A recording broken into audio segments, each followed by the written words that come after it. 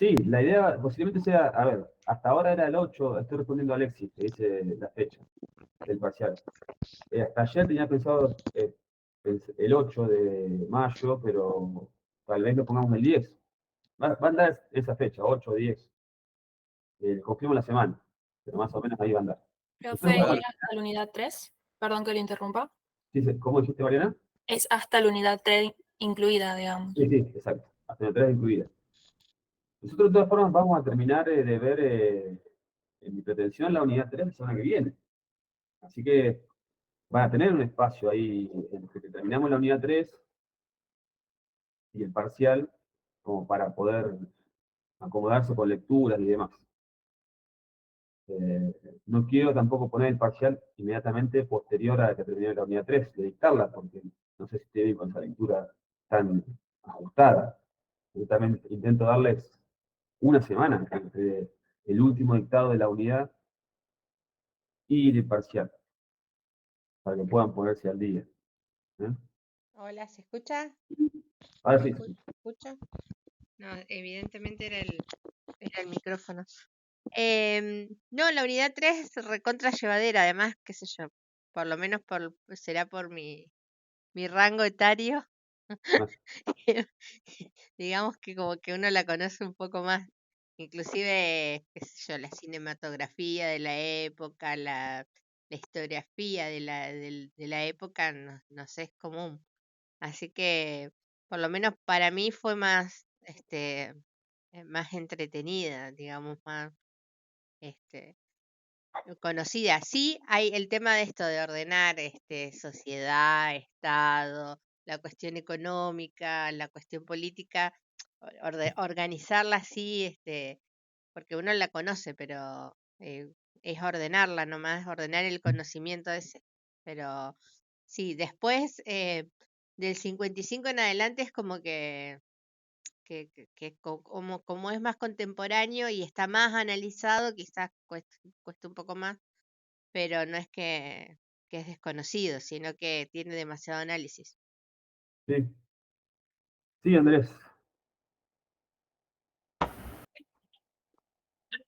Profe, le quería consultar sobre,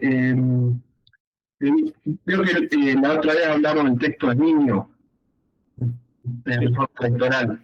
sí. Por ejemplo, la reforma que se hizo para bajar la edad de votación de 18 a 16, o sea, ¿es un ejemplo de una reforma electoral o es... Sí, claramente, sí. Sí, sí, es en términos de cómo lo venimos diciendo nosotros, la cuestión es una ampliación de la democracia, eso obviamente. Fue, en mi visión, el último gran avance en términos de ampliación de la democracia. Es el de permitir la opción, no es obligatorio, la opción de que voten 16, jóvenes de 16, 17 años. Sí, sí. Va en ese rango, sí. Y también, obviamente, si uno analiza el texto de Minio, por supuesto que había cierto interés político en que impulsaban la reforma. En ese momento el kirchnerismo tenía una ascendencia importante sobre los jóvenes. Bueno, entra, encuadra el cálculo electoral, aunque sea un avance, ¿no? Aunque sea un avance, también hay un cálculo electoral.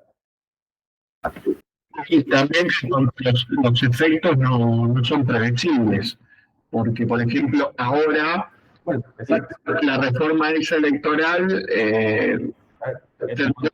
terminó sirviendo para otro candidato. La coyuntura por ahí sí sirvió. En la coyuntura tal vez sí, ojo. Pero bueno, en el largo, como decís vos, en el largo alcance, sí, hoy es un factor determinante para otro espacio político.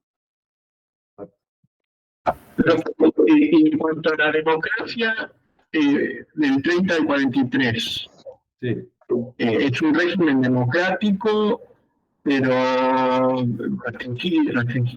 ¿cómo lo catalogamos ese periodo? Porque es democrático, pero no tanto. exacto. Bueno, eso lo vamos a ver ahora. Es vamos a ver ahora cómo entraría esa categoría. También estaba pensando esto, antes de pasar al texto de Wellman. La otra alternativa es que yo le ponga el parcial el 3 o el 4, pero eso es muy cercano para la lectura de ustedes. No sé si ustedes si prefieren ponerle tan cercano la, la evaluación. Digamos, si uno es del 6, ponérsela al 4. No sé si eso si lo favorece. No lo sé. Digamos, no, el dedo que no. Bueno, listo. Entonces quedamos cerca el 10 quedamos. Bueno, voy a poner entonces a grabar la clase de Word. ¿Un poquito?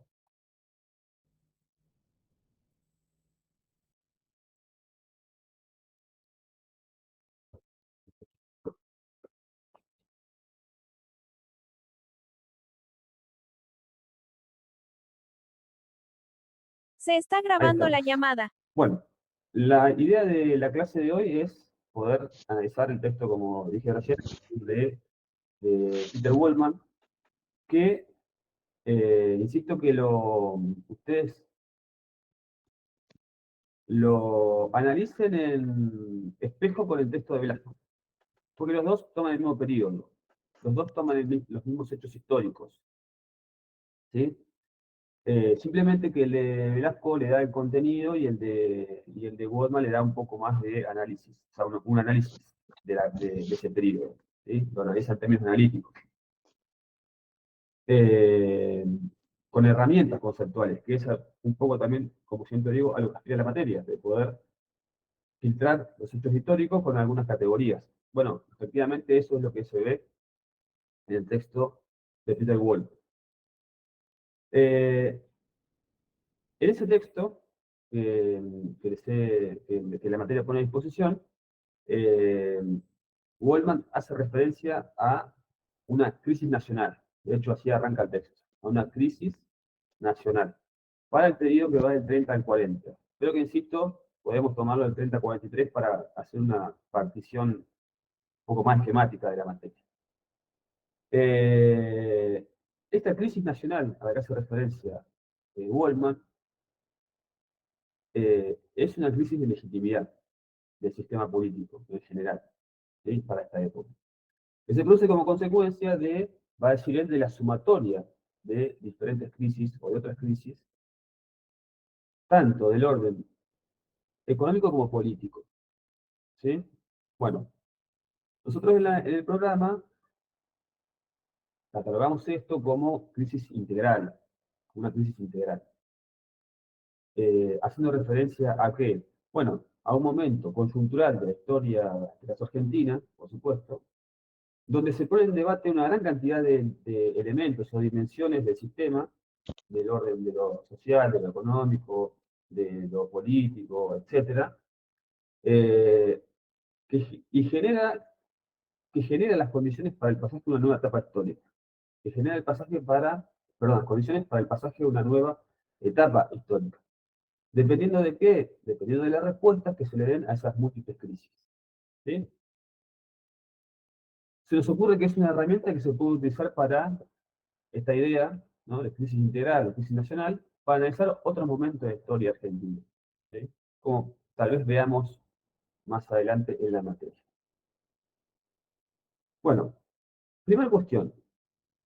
En primer lugar, Goldman hace referencia a lo siguiente. Él va a decir que hay cambios en las condiciones de desarrollo, ¿sí?, en este periodo, que va del 30 al 40. Hay cambios en las condiciones de desarrollo, va a decir Goldman.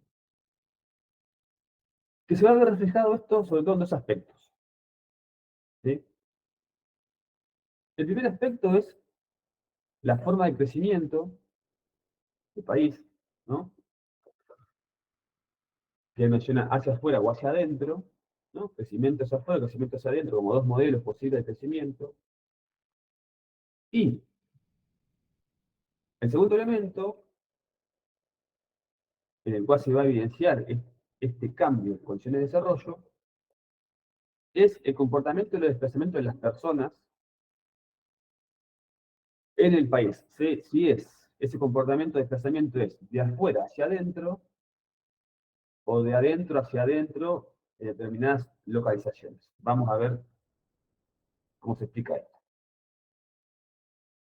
Bueno, vamos al primer tema, que es este modelo de crecimiento hacia afuera, esta forma de crecimiento, ¿no?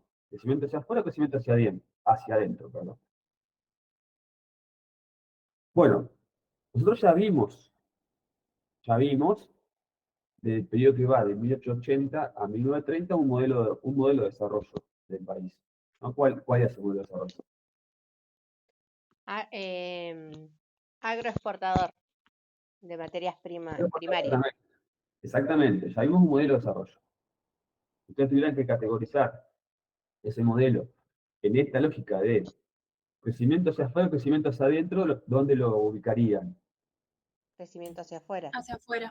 Exactamente, por supuesto. Es un modelo que está pensado en función del crecimiento hacia afuera, ¿no? Que depende del mercado externo, que depende de sus socios comerciales, de sus términos, de sus intercambios, ¿no? En donde Argentina apuesta a una especialización en una materia determinada, materias primas, productos primarios, ¿no? Y a la importación de productos manufacturados. El concepto de granero del mundo que ya hemos visto en la otra unidad. Bueno, este modelo, esta idea, entra en crisis, por supuesto, valga la redundancia, con la crisis del 30, con la crisis económica mundial, que produce un cambio en las condiciones de desarrollo, como viene diciendo Wellman, que pone en duda, en jaque, en cuestionamiento, los principios del liberalismo económico respecto a que el mejor modelo de la economía es el de las de la libertad de mercado, la- las, las fuerzas del mercado justamente liberadas a su desarrollo, la menor intervención del Estado posible, etc., ¿no? Porque ya hay un momento. Bueno, esta idea, este modelo entra en crisis efectivamente, empíricamente, con la crisis del 29. Entonces se empiezan a discutir estos principios del liberalismo, del libre mercado, y el Estado liberal, al cual lo vimos en la materia. Empiezan a surgir otras ideas, se empieza a valorarse de otra forma algunos principios proteccionistas de la economía, que es lo que efectivamente empiezan a implementar los países ante la crisis del 29. Medidas proteccionistas, medidas de intervención del Estado. Este es las condiciones materiales del pasaje de la fase del Estado liberal a la fase del Estado benefactor o del Estado keynesiano, como queramos llamarlo. Bien.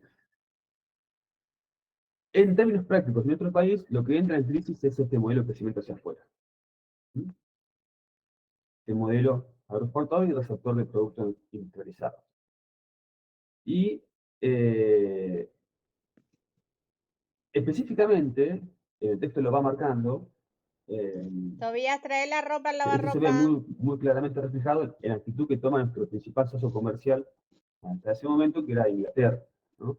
Que empieza a establecer barreras de protección a determinados productos de su mercado, cuando hablo de su mercado es de sus colonias y zonas de influencia, entre otras cuestiones con la carne, tal cual se menciona en el texto, ¿no? Decide empezar a comprar la carne a sus colonias, sus colonias, y no al resto de los países. Proteger ese mercado propio. Bueno, esto, por supuesto, es un golpe en el corazón del sistema económico argentino vigente hasta ese momento, que tenía en Inglaterra el sello comercial para la compra de sus productos. Por lo cual, esa retracción de los intercambios también produce una retracción de las divisas que ingresan al país, lo cual produce una retracción también de la capacidad de importar productos en el modelo que estaba hasta ese momento en vigencia. En definitiva, en conclusión, entra en crisis este modelo de crecimiento hacia afuera y genera las condiciones para su reemplazo por un modelo de crecimiento hacia adentro. ¿Qué involucra qué cuestiones? ¿Qué involucra inicia el proceso de industrialización por sustitución de importaciones, ¿no? Importaciones que ya no podían realizarse al país porque faltaban divisas, porque se había traído el comercio, etc. Para reemplazar esos productos que ya no pueden llegar, ¿sí? Entonces, acá tenemos el primer eje en el cambio de las condiciones de desarrollo que menciona Goldman. ¿Crecimiento hacia adentro o hacia afuera? Bueno, evidentemente está cambiando las condiciones para empezar a desarrollar un modelo de crecimiento hacia afuera, hacia adentro, perdón, ¿no? Que reemplace el modelo de crecimiento hacia afuera. Segunda cuestión. El comportamiento y el desplazamiento de las personas. Bueno, en ese sentido, en referencia al comportamiento del desplazamiento, perdón, de las personas en el país. Bueno, ¿cuál fue la característica del modelo agroexportador? Bueno, obviamente uno de sus principales pilares fue la inmigración extranjera, sobre todo europea, ¿no? Es decir, es un modelo donde el comportamiento de desplazamiento es estimular la inmigración europea en particular, ¿no? El dato gráfico de ese comportamiento o de ese fenómeno es que para el periodo de 1880 a 1915, 35 años, llegaron al país algo así como 1,5 millones de inmigrantes europeos. Yo ayer mencionaba que Argentina, un país independiente, realiza su primer censo en 1869, en la presidencia de Domingo Faustino Sarmiento. Y Argentina, según ese censo, tenía para 1869 algo así como 1.800.000 personas. Es decir, que 35 años después llegó prácticamente la misma cantidad de gente bajo la forma de la inmigración, para dimensionar su impacto y su volumen. Bueno, con la crisis del 30 también se produce un parate un freno, una retracción en la inmigración, el fenómeno de la inmigración. Y empieza a producirse otro fenómeno interno, que va a la par del desarrollo de las industrias. Ese fenómeno que se empieza a producir a la par del desarrollo industrial es el de las migraciones internas. Esto es el desplazamiento de grandes contingentes de personas dentro del país hacia las zonas o localizaciones en las cuales se empezaba a generar el desarrollo industrial. Esto es Ciudad de Buenos Aires y su cono urbano, más Córdoba, más Rosario, etc. ¿Sí? Entonces, mientras en el modelo anterior, el modelo agroexportador, una de sus características era, en referencia al factor humano o del trabajo, asentarse en la inmigración europea, externa. Este modelo que empieza a desarrollarse a partir de ahora, de crecimiento hacia adentro, tiene entre sus características el fenómeno de la migración interna. Bien. Ahora bien,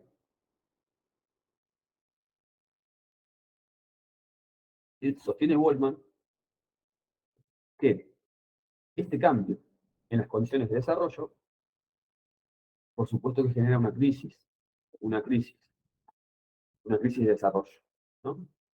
Una crisis de desarrollo que de alguna forma exigía un modelo que reorientara al país en otra dirección, sobre todo respondiendo a múltiples crisis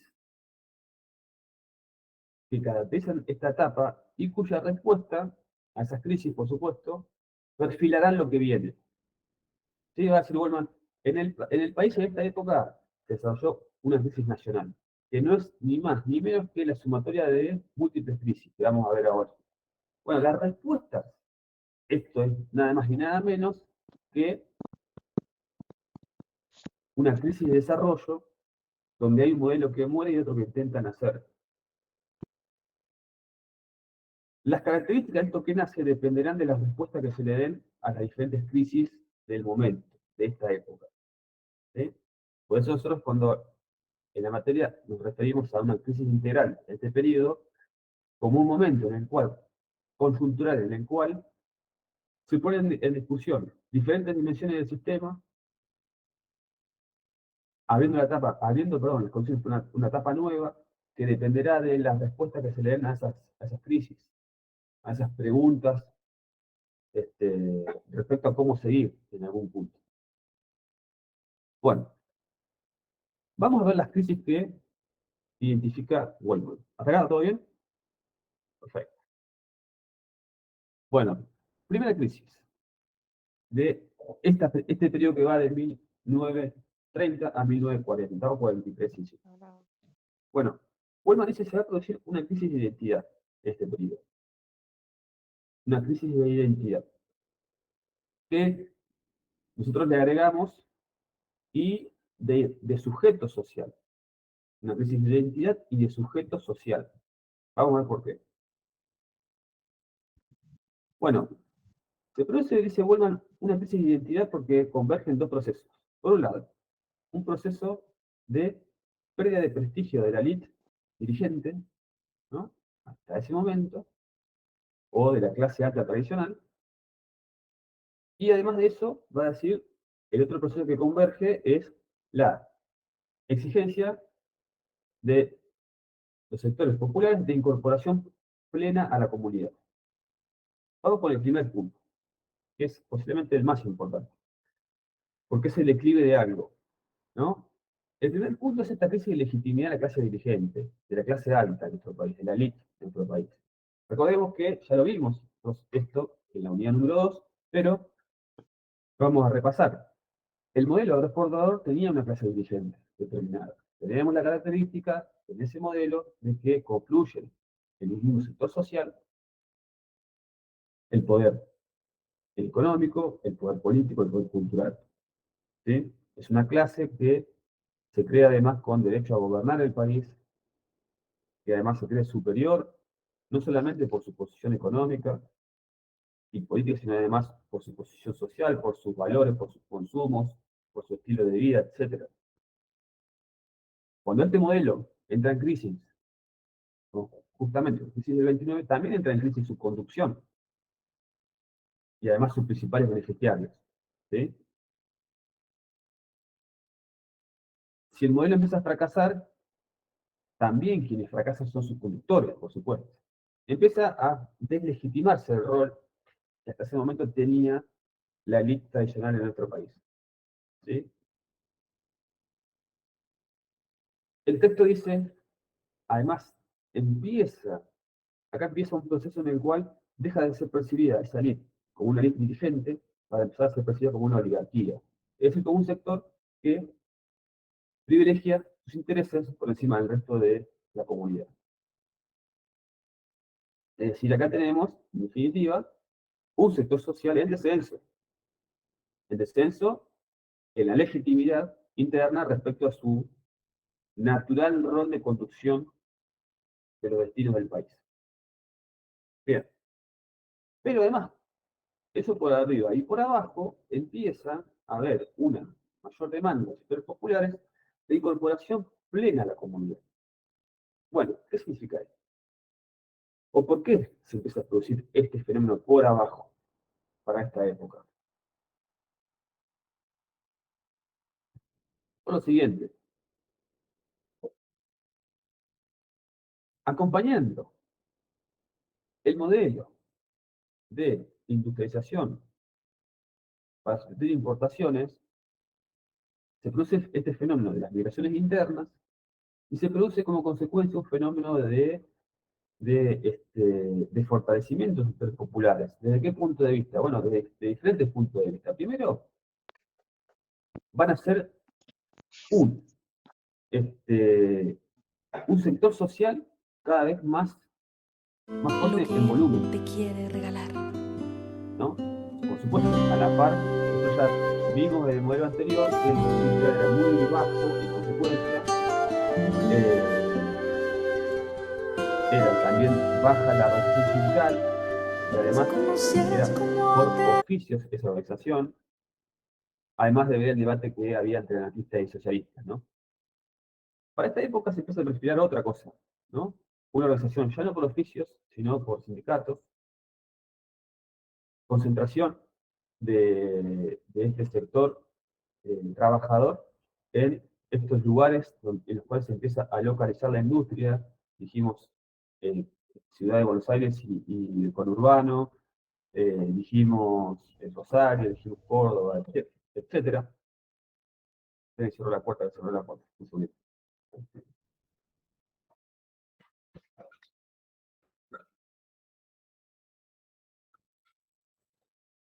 Entonces empieza a crecer el número, este sector, y también en organización, por supuesto, ¿no?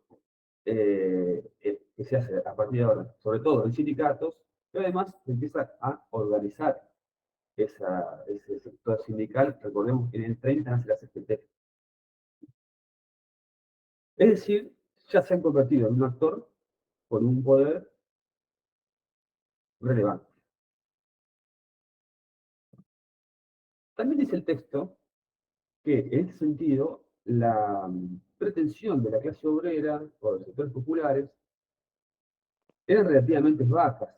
No era transformar el orden social, ni siquiera era reemplazar para esta etapa, ¿no?, a la élite tradicional en la conducción del país, sino demandar que no solamente fueran reconocidas como fuerza de trabajo, sino además como tuvieran participación plena en la vida política del país, ser partícipes plenos de la comunidad, para decir el texto. Entonces, convergen los procesos. Un proceso de declinación de la legitimidad de un sector social, la élite dirigente, la élite tradicional, la clase alta, que se empieza a ser percibido como oligarquía, como decíamos recién, y por otro lado converge esto con un proceso desde abajo de nueva pretensión, o pretensión más fuerte tal vez, de los sectores populares, de incorporación, ya no como fuerza de trabajo solamente, sino además como un actor político. Además de eso también, que es algo que marca el texto de Velasco, uno de los elementos de este nuevo modelo de desarrollo que empieza a perfilarse es el de la presencia de un mercado interno fuerte, un mercado interno importante, que consumiera lo que se empezaba a producir, ¿sí? Recordemos esto. Se empieza a producir lo que ya se puede importar, ¿sí? Sobre todo en algunos sectores específicos de la economía, ¿no? La rama de la alimentación, textil, etc. Entonces, como dijimos en el texto de Velasco, se empiezan a producir más alimentos o alimentos de otro tipo, productos de la rama textil, etc., se requiere que también alguien lo consuma. Es decir, que no solamente se piense al sector del trabajo como fuerza de trabajo, sino además como un actor de consumo. ¿Sí? Esta nueva concepción respecto a este rol del mercado interno también fortalece al sector del trabajo, porque sobre todo el mercado interno se compone del sector del trabajo, ¿sí? Entonces, también este es un elemento que fortalece este nuevo rol de los sectores populares y que empiezan a demandar otra integración, ya no económica, sino también política en el país. Bien, eso en referencia entonces a la crisis de identidad, ¿sí? ¿Y qué es la identidad? Y también es el sujeto social. Porque el principal sujeto ya no será la élite dirigente, la élite tradicional, la clase alta. Empieza eso a desdibujarse. Y empieza otro sector a querer tener protagonismo. Y que será realmente el sujeto social de la etapa que viene posteriormente, a partir del 43. Bueno, la segunda crisis es la crisis de dependencia. Y acá Wellman dice lo siguiente, él plantea que esta crisis de dependencia se registra no tanto porque haya crecido nuestra dependencia en términos económicos respecto al resto de las potencias en este periodo. No tanto por eso. De hecho, por ejemplo, este modelo que empieza a desarrollarse de neutralizar para sustituir importaciones, de alguna forma da un poco más de autonomía al respecto. Sin embargo, él dice, esta crisis de dependencia se registra o se produce por una razón sencilla, que es que la crisis del 30 puso de manifiesto claramente la situación de inferioridad del país respecto a su principal socio comercial, esto es Inglaterra. Es decir, se manifestaron con esta crisis del 30 todas las implicancias negativas de esa situación de inferioridad de Argentina con su principal socio comercial. Y la población sintió esto como una ofensa. Y menciona como ejemplo paradigmático de esta relación de desigualdad entre Argentina y su socio comercial, Inglaterra, menciona como ejemplo paradigmático de eso, insisto, el pacto de Roca-Runciman, ¿sí? Donde claramente se registró un abuso de poder de Inglaterra respecto a Argentina. Trasladando esto, todas las desventajas, ¿no? Trasladando a su socio comercial inferior por parte de Inglaterra, todas las desventajas que se pudieran en función de la crisis que se vivía. Vamos a repasar brevemente el pacto de Roca-Runciman, aunque ya está explicado en el texto de Velasco. Bueno, ustedes saben, repito, crisis del 29, que Gran Bretaña adopta medidas proteccionistas del mercado de la carne, para sus productos, para sus socios, comerciales. Colonias y excolones. Comprarles a ellos esa carne que antes compraba a nosotros. La respuesta inmediata del gobierno argentino es enviar una delegación a negociar la conservación de esa cuota de exportación a Inglaterra.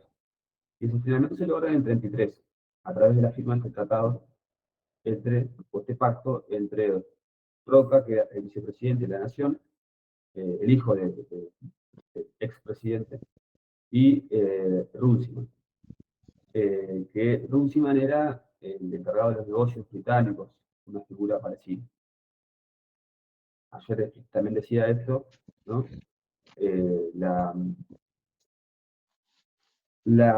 El nivel de importancia institucional de los firmantes también da cuenta de la inferioridad al cual era sometido Argentina, mientras el pacto lo firmaba el vicepresidente de la Nación, por parte de Argentina, por parte de Inglaterra lo firmaba un encargado de negocios, ¿sí?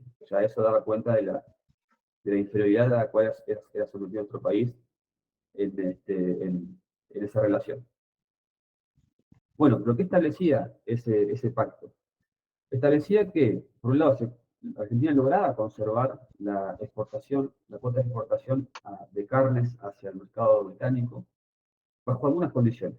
Y el problema justamente era esas condiciones, esas cláusulas de tipo leoninas que nos imponía Inglaterra.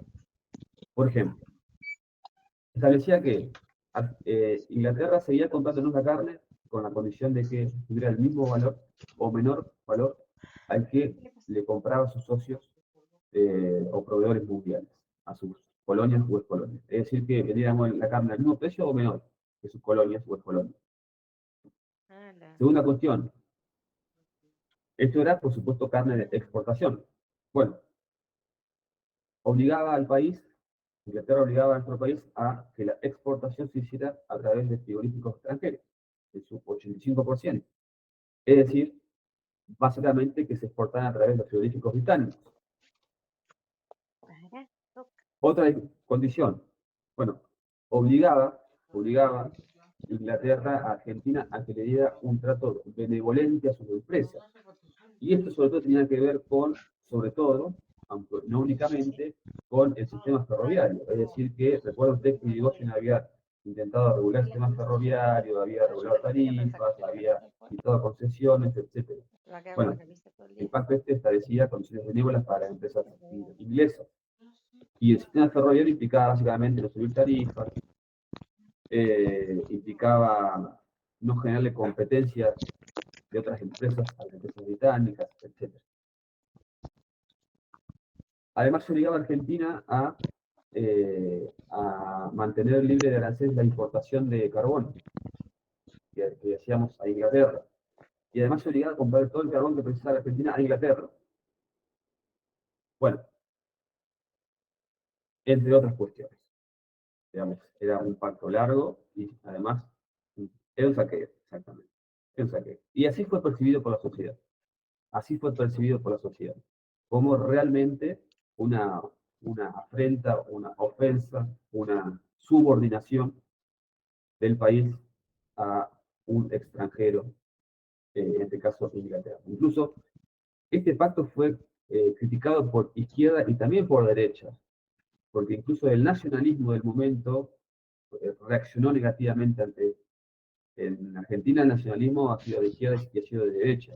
Y en este momento hay un nacionalismo de derecha fuerte, que era sobre todo en esta época antibritánico,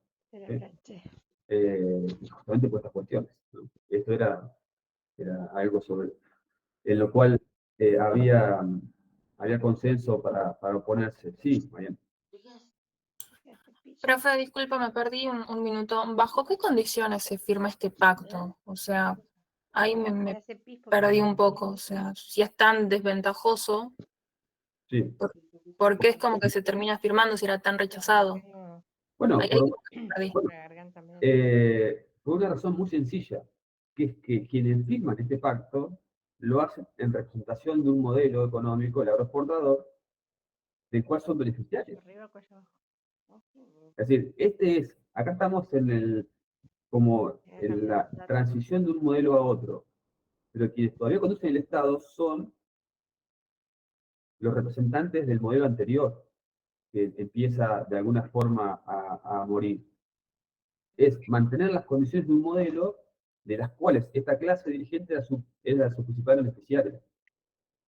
Por eso es el momento en el cual empieza a ser deslegitimada esta clase dirigente, porque se empieza a observar que gobiernan para ellos, que son una oligarquía, que piensan en sus intereses. ¿Sí? ¿Quién Sí, levantó? ahora sí. No, yo quería sugerir esto que planteaba ayer en la clase, igual que tiene que ver con, por ahí, querer sostener las alianzas que tenían, querer sostener algo que ya era insostenible. Exacto, sí, obviamente, porque estamos en la fase intermedia de pasaje de un modelo a otro. Esta crisis es la fase intermedia del pasaje de un modelo a otro. Esta crisis es el momento en el cual se empiezan a discutir algunos elementos del desarrollo, como dice Goldman, para pensarlo desde otro punto de vista, a partir de un modelo diferente, que es el que viene después. Bueno, entonces ya vimos.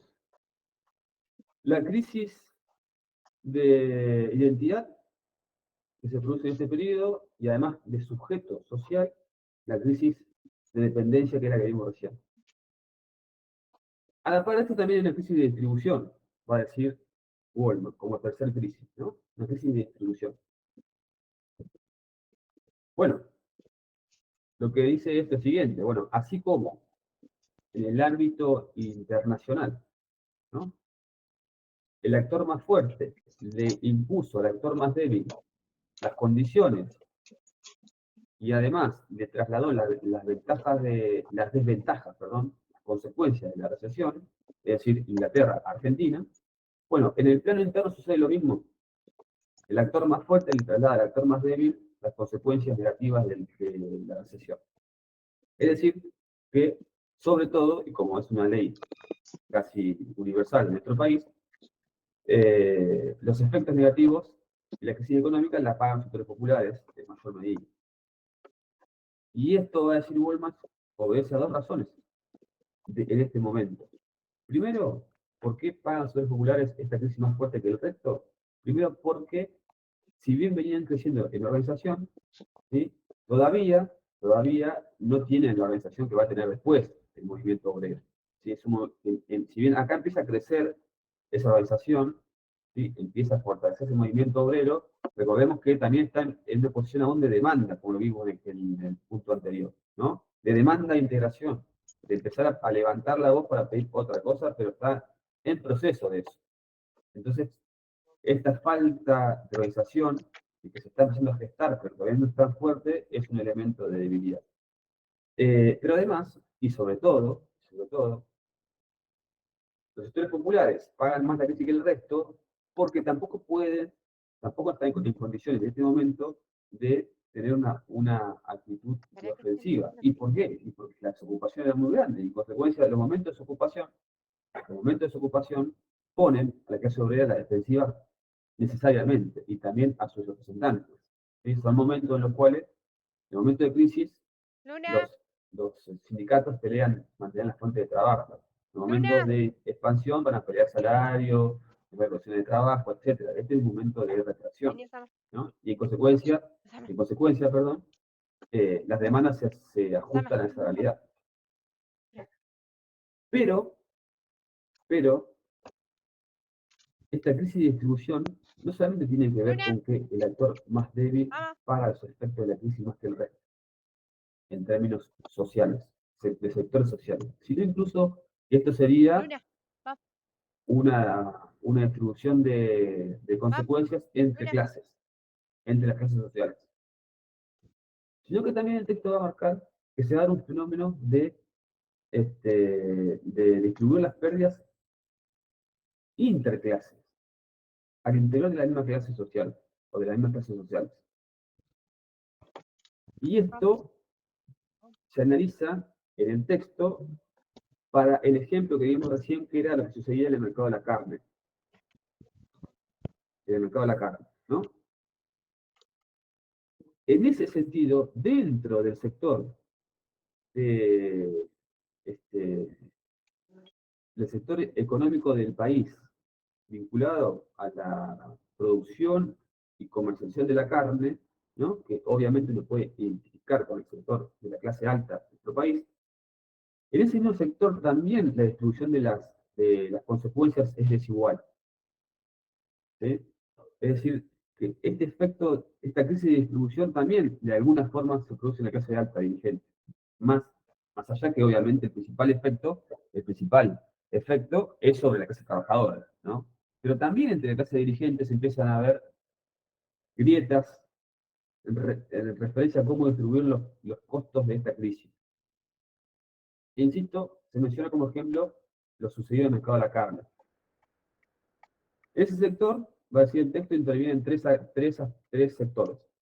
¿Sí? El sector de la producción, ¿no? La producción de carne, el sector del enfriamiento, el proceso frigorífico, y el sector de la comercialización, ya sea comercial interno o de exportación. Bueno, a su vez, estos tres sectores tienen, por supuesto, sus sectores internos, ¿no? El primer eslabón de esta cadena productiva, que es el eslabón de la producción, ¿no? Se pueden distinguir dos sectores. El sector de los criadores de ganado y los invernadores, ¿no? Los que crían, los que hacen nacer y crían el ganado y después lo que lo engordan. Y acá el texto dice que de todos estos sectores, el principal sector perjudicado en esta crisis fue el sector de los criadores, es decir, el primer eslabón de esta cadena productiva, ¿no? Sin embargo, a diferencia de lo que pasaba, o de lo que le pasaba a los trabajadores, para poder resolver estos conflictos de intereses que se daban entre clases,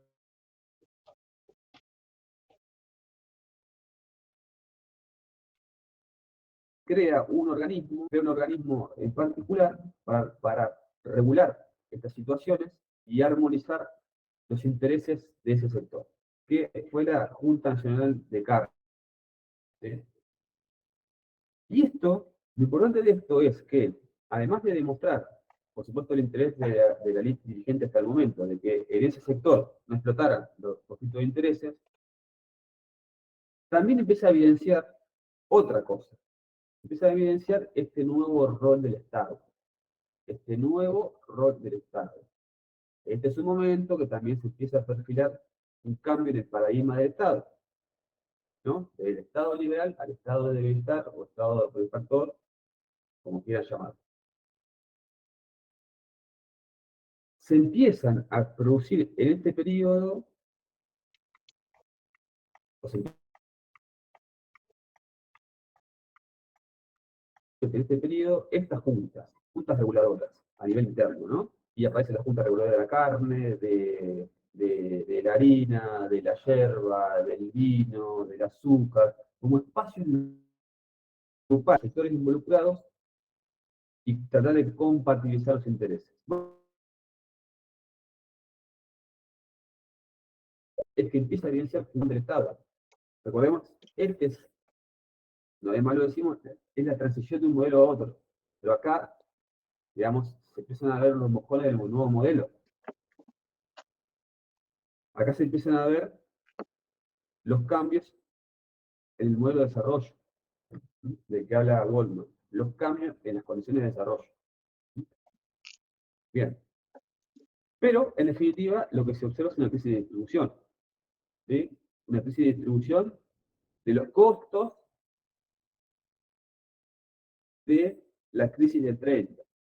También una crisis de distribución, por supuesto, interna, distribución de la riqueza a nivel interno en el país.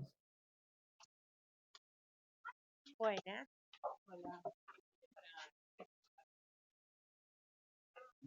Cuarto. También va a decir Goldman, se trata de una crisis de participación. Buena. Crisis de participación.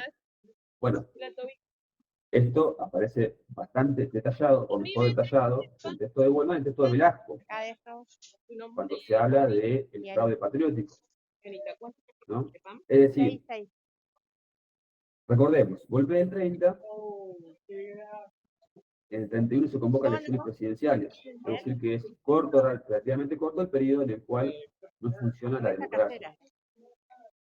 A partir de ese momento, durante todo este tiempo, desde el 31, 32 hasta el 43, digamos, va a haber democracia en Argentina. Un poco lo que decía inicialmente, preguntaba Andrés inicialmente. Sí, va a haber democracia, claramente va a haber democracia en Argentina. Formal. No, que estuve cocinando Es formal, hamburguesas y albóndigas. nada más que formal. Así que hice. Había llamado a elecciones presidenciales, de hecho hay elecciones presidenciales en el 31. Sí, yo creo que ahí está. 6 años después, de vuelta a elecciones presidenciales en el 37. Sin embargo, se desarrollan con un grado de manipulación política y electoral igual o peor que lo que sucedía en el orden conservador.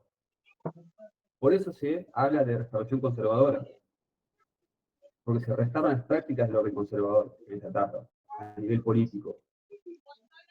¿Sí? Las prácticas de manipulación electoral. Bueno, se mencionan varias de esas prácticas, ustedes las pueden ver bien en el texto de Velasco, pero lo cierto es que eran todos mecanismos de fraude, fraudulentos, que, por supuesto, tergiversaban la voluntad popular.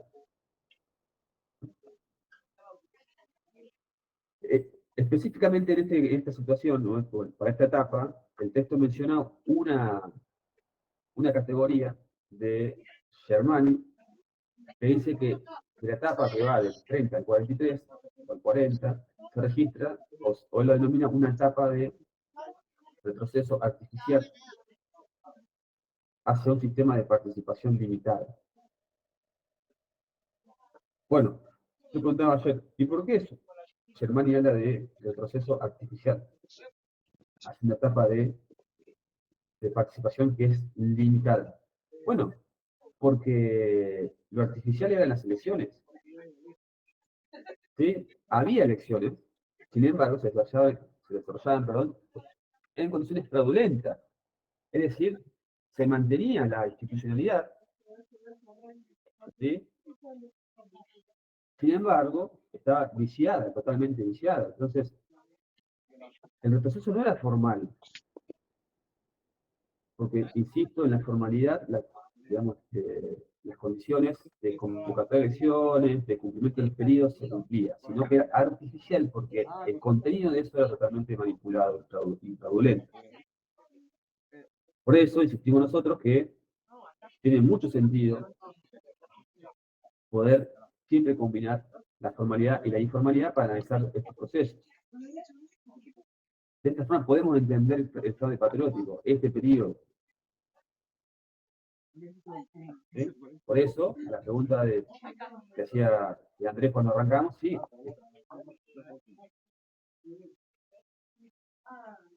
Restringida, claramente. Claramente es un periodo de democracia limitada o restringida. Indudablemente. Y esto, Goldman lo califica como una crisis de participación política. Última crisis. La crisis de legitimidad. La crisis de legitimidad. Bueno, Goldman argumenta que la crisis de legitimidad la puede... Sumatoria de todas las crisis anteriores. La sumatoria de todas estas crisis, en definitiva, se puede graficar como una crisis de legitimidad del sistema. Una crisis de legitimidad de todo el sistema. ¿Sí? Una crisis dirigida al sistema político vigente, a su orientación. Y dice, esta crisis de legitimidad no se produce por la debilidad del sistema, o el sistema sea débil, político, sino por la orientación que tiene el sistema, por su dirección. Porque se empieza a percibir que este sistema vigente es un sistema que en lugar de utilizar los recursos del Estado, sus instrumentos para abordar las demandas, las situaciones críticas, y pensar en el bienestar general, es un sistema, es un Estado, es un sistema que usa los instrumentos para mantener los privilegios de quienes eran beneficiarios del modelo anterior. Eso se ve claramente en el Pacto Roca-Runcie. Y que además recurre a todo, eso es lo económico, ¿no? Y que además recurre a todos los métodos posibles para oprimir a la oposición. Esto es término político.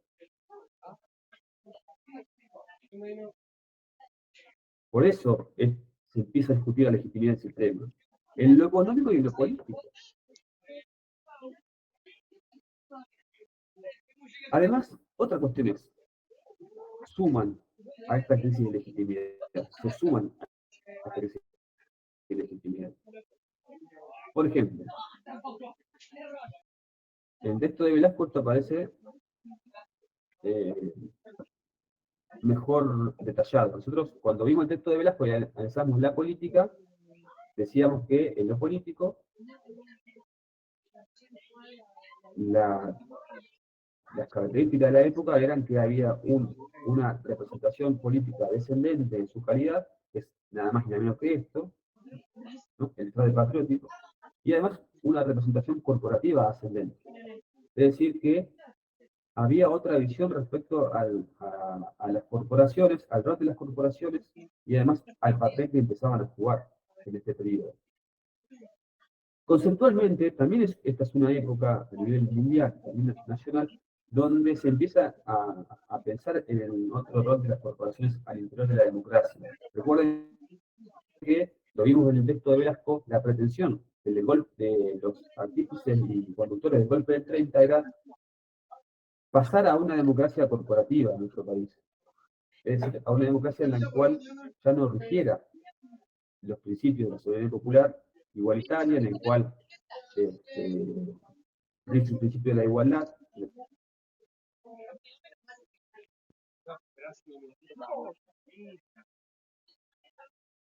Para pasar a un sistema, no se piense la representación tal cual la conocemos, sino más bien bajo los estamentos de las corporaciones, es decir, se necesita una representación corporativa, sobre las Fuerzas Armadas, uno de los empresarios, uno de los sindicatos, uno de la iglesia, uno de la bla, bla, bla, bla, y así se conformaría el esquema de poder, para el cual obviamente había que cambiar la Constitución Nacional. No podía eso prosperar sin cambiar nuestra Constitución, que establece que rige un sistema de democracia representativa. Eso no prosperó, pero no importa. Lo que queremos decir es que en el clima de época también había una pretensión de legitimar la democracia representativa.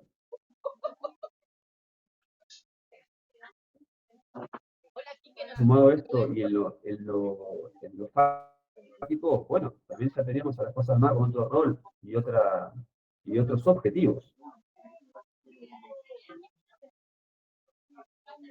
Empiezan a mostrar sus ambiciones políticas. El golpe militar del 30 empieza a inaugurar una etapa de real pretensión de protagonismo en las Fuerzas Armadas en la vida política del país, interno. Esto va a ser claro en todo el siglo XX. En definitiva, todo esto no hace más que generar una Wellman denomina crisis de legitimidad. ¿Qué? Para esta época. Que aparece, o que puede claramente dimensionarse en la denominación que se le da a esta etapa. ¿Cómo se la conoce a esta década? Como la década que... Como la década infame.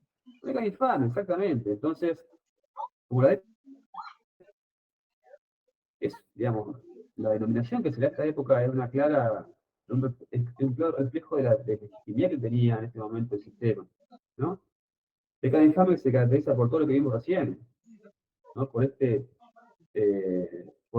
las manipulaciones de las reglas electorales, por este endurecimiento político con los sectores opositores, que incluía incluso la proscripción o el encarcelamiento.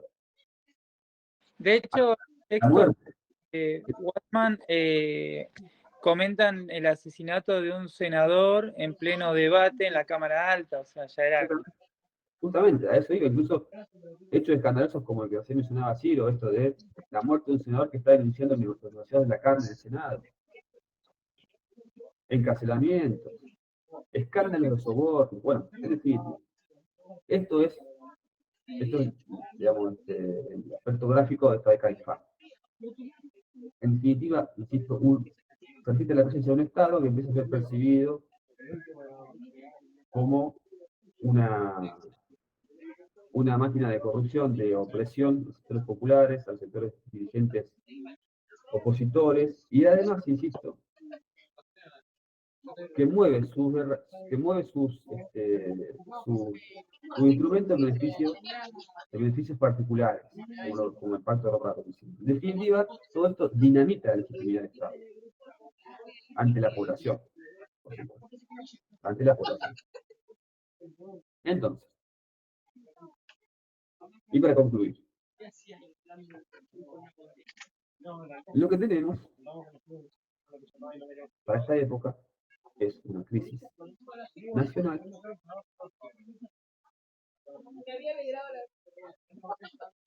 integral. Se ponen en discusión diferentes dimensiones del sistema vigente, tanto en la cuestión de la identidad, de cuál es el sujeto social que debe conducir el destino de la nación, cómo debe ser la participación, cómo debe ser la distribución, cómo debe ser la relación definitiva con el mundo.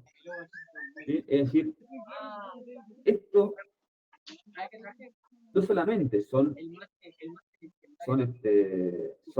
situaciones críticas, sino que además son situaciones que demandan una respuesta.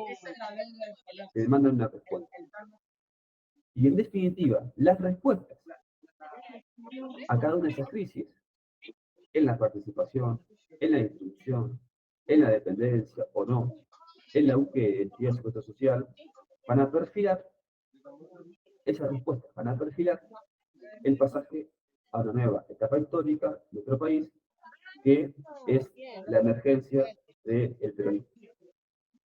La emergencia del peronismo es, en definitiva, también la respuesta a todas estas preguntas. La salida, de alguna forma, ¿no? De alguna forma particular propia, a cada una de estas crisis. Por eso esta etapa es muy importante tenerla en cuenta, porque no se puede explicar el surgimiento, ascenso y consolidación del peronismo sin tener en cuenta todo esto que sucede en el medio. Esta etapa que sucede en el medio, que genera la ventana del pasaje de una cosa a otra, Nuestra materia, por supuesto, es esquemática, ¿no? Es esquemática, ¿no? Apuntamos a eso. Entonces, en cada una de estas etapas históricas hay elementos que son puentes entre una cosa y otra. Nosotros en la unidad, sí, exactamente, muchas cosas sucedieron, es verdad.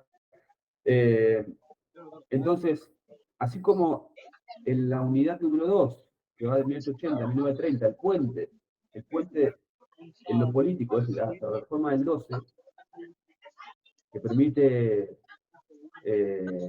la transición de un modelo o de un orden conservador a un orden radical. Bueno, esta década, la década infame, la década del 30, también es el puente y el modelo de desarrollo industrial o de industrialización, prostitución de importaciones, es el puente entre un Estado liberal y un Estado benefactor, es el puente entre un modelo que tiene como clase a la elite, a la clase alta del país, a un modelo que tiene como sujeto social a los sectores populares, ¿sí? Etcétera, etcétera, etcétera. Sí, sí. No me quedó claro en el texto cuando habla de la formación del movimiento de solidarismo democrático. No se meten ahí. No, a ver, lo importante es que podamos entender en ese marco es que en este momento comienza también a hacer más de un clima de época que una realidad, pero un clima de época sí efectivo, la idea de las corporaciones, ¿sí? La idea del corporativismo, la idea de una representación el papel de las corporaciones. Y eso no prospera en el país. Sin embargo, no quiere decir, no prospera en lo institucional. No prospera, perdón, en lo institucional, pero sí en la realidad, porque es un periodo donde las corporaciones empiezan a tejer fuerte. Sobre todo las Fuerzas Armadas, sobre todo la Iglesia que empieza a recuperar protagonismo, sobre todo la sociedad rural argentina, ¿se entiende? O sea, son sectores, los sindicatos, es una corporación en sí misma, o sea, es una época de corporaciones, claramente que sí, pero no de un sistema corporativo, que es otra cosa, que es diferente. Jonathan.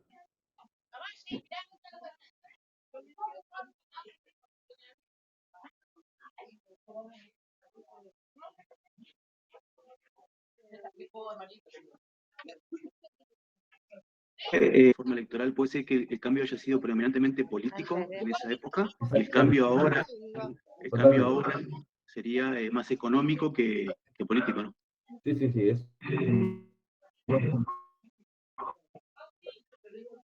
El cambio en el modelo, en la etapa del modelo transportador, no fue discutido por el radicalismo en su corazón, pero sí le produjo cambios en el rol del Estado. Acá estamos hablando de un cambio, bueno, a ver, vamos a ser claro con esto. Realmente se abre una etapa fundacional en el país con el peronismo. Digamos, realmente es un mojón dentro de la historia contemporánea argentina. En ese sentido, el cambio es económico y también es político en este caso. Se abre la puerta de un cambio económico y político, sobre todo político en el país. ¿Sí? Realmente el peronismo se constituyó una identidad para un sector importante de nuestro país, tan fuerte que sigue hasta la actualidad. ¿Sí? Bueno, con esto cerramos el texto de Wollman. Cerramos el texto de Wollman. Que, insisto, léanlo en espejo con el texto de Velázquez, porque los dos hablan de lo mismo desde diferentes formas de abordarlo, con diferentes formas de abordaje. Uno más descriptivo, otro más analítico. La perspectiva es el mismo periodo histórico. ¿Alguien me levantó la mano o no? Bueno. ¿Cómo seguimos? Después de ver a Wollman. Bueno, entre semana les voy a mandar ya una clase referida a la primera presidencia de Perón. El texto de Torres. Y la clase que viene, presencial y virtual, en 2 semanas, vamos a ver la segunda presidencia de Perón. Y posiblemente también el texto de Grimson, que es bien cortito y es simplemente es un abordaje interesante respecto a cómo pensar el peronismo, pero desde el punto de vista de la antropología, del antropólogo, desde el punto de vista de las ciencias sociales, digamos, ¿no? No históricamente, sino conceptualmente, cómo poder entender el peronismo. Es decir, para la clase que viene, leemos Grimson o... Sí, el texto de Grimson no sé, son 4 o 5 hojas, es súper corto. Y el texto de Torres, bueno, es llevadero porque es historia, digamos. Y es historia apasionante, además, ¿no? Para mí. Es un periodo realmente apasionante. Son 10 años muy intensos del país. Los que siguen entre el 43, 12 años, ¿no? 43, 45, pero sobre todo 45, 55, es un periodo realmente muy intenso. Difícil de aburrirse. Entonces hoy llegamos hasta Ramírez y Farrell.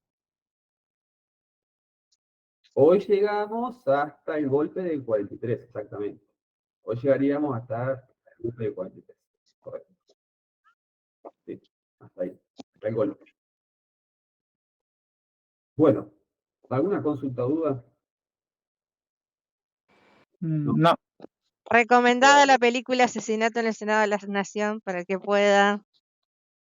Sí, está de verdad una película, ya tiene sus años. ¿Podrías repetir el nombre? Asesinato en el Senado de la Nación, creo que se llama, sí. No me acuerdo ni los actores quiénes son, pero bueno, refleja esta situación que mencionábamos, ¿no? Los negociados de la carne, la denuncia del Senado de la Nación, la muerte del colaborador de un senador.